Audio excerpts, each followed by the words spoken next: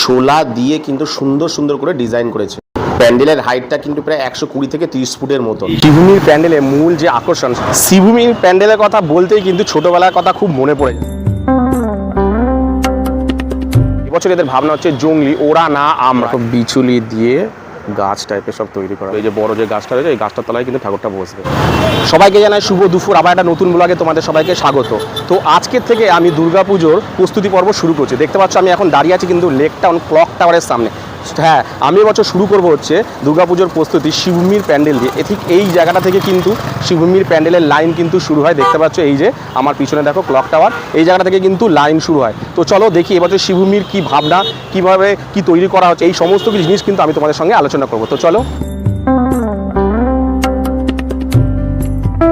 এই শ্রীভূমির প্যান্ডেলের মূল যে আকর্ষণ সেটা কিন্তু মায়ের সোনার গয়না আর উপরের যে ঝাড়টা আর লাইটিং।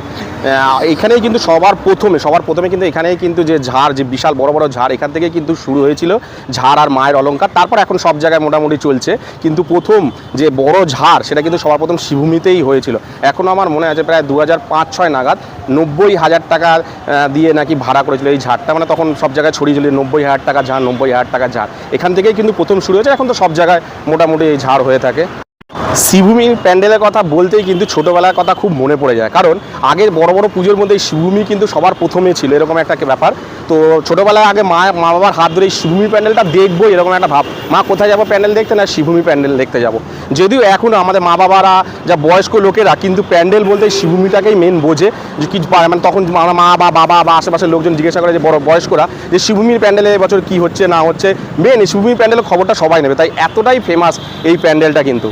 তো এই হলো দেখো শ্রীভূমি, দেখতে পাচ্ছ এই যে স্বামী বিবেকানন্দের স্ট্যাচু, এটা কিন্তু শ্রীভূমির মেন গেট। এখানে দুটো লাইন পড়ে দুদিকে, এইদিকে একটা লাইন পড়বে আর এই দিক থেকে একটা লাইন আসবে। এইখানে দেখো শ্রীভূমির যে মেন এন্ট্রান্স, এখানে একটা বড় গেট টাইপের করা হবে, কিন্তু এখানে তোমাদেরকে বাসে বা অটোতে কোনো কিছু নামতে দেবে না বা ঢুকতেও দেবে না।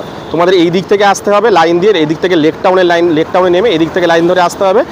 আর এই দিক থেকে তোমরা আসলে গোলাঘাটায় নেমে গোলাঘাটার লাইন ধরে তোমরা এদিকে আসবে। এসে দুটো লাইন ঠিক এই জায়গাটায় এসে এক জায়গায় হয়ে ভেতরে প্রবেশ করে একটাই লাইন হয়ে যাবে। এই শ্রীভূমির মেন এন্ট্রান্সটা এদিক থেকে চলে যাবে কিন্তু এই যে।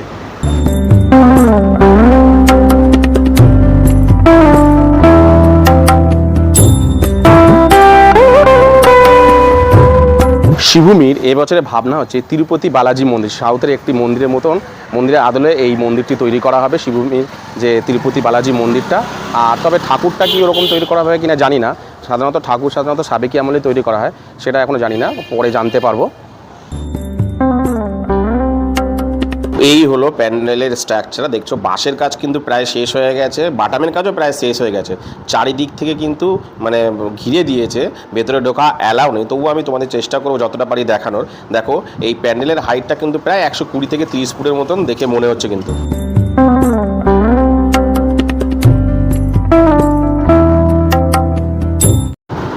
আর এই হলো উপরের চূড়ার অংশ, দেখো সুন্দর করে প্লাই দিয়ে ফ্রেম তৈরি করেছে, তারপর এর উপর শোলা দিয়ে সুন্দর করে ডিজাইন করে দেখো, মানে এখন সব আটা মারছে, এগুলো সবই কিন্তু উপরে চলে যাবে। দেখো সব সরাচ্ছে, অনেকগুলোই তৈরি করছে এগুলো। দেখো সামনে থেকে তোমাদের দেখাচ্ছি কি সুন্দর করে, দেখো এরকম লম্বা লম্বা করে ডিজাইন করেছে, ব্যাপক লাগছে কিন্তু। দেখো অনেক বাটাম রয়েছে কিন্তু দেখতে পাচ্ছ। আর এইখানে দেখো প্লাই দিয়ে বিভিন্ন ধরনের ফ্রেম তৈরি করা হচ্ছে এই জায়গাটায়।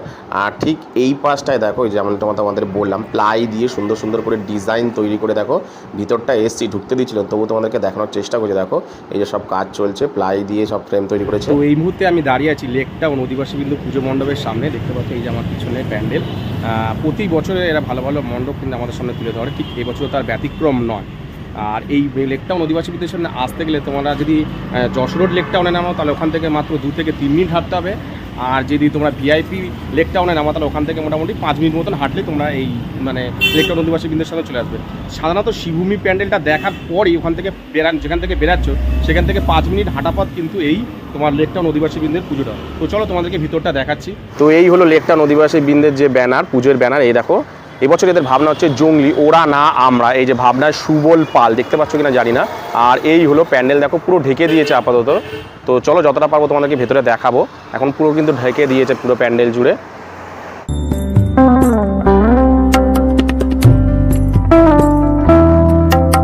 তো এই হলো পুরো ভিতরের অংশ, দেখো চটা দিয়ে কিন্তু সব উপরের কাজগুলো চলছে। আর ওইখানে দেখো দেখতে পাচ্ছ কিনা জানি না, দেখো বিচুলি দিয়ে বিভিন্ন ধরনের গাছ কিন্তু তৈরি করা হচ্ছে। এই যে বিচুলি দিয়ে সমস্ত গাছ তৈরি করছে, দেখতে পাচ্ছ, যেহেতু জমি তাই বিচুলি দিয়ে কিন্তু সমস্ত গাছ তৈরি করছে পুরো ভেতর জুড়ে। কিন্তু আর এই যে বাটামের কাজও কিন্তু এখনও শুরু হয়ে গেছে।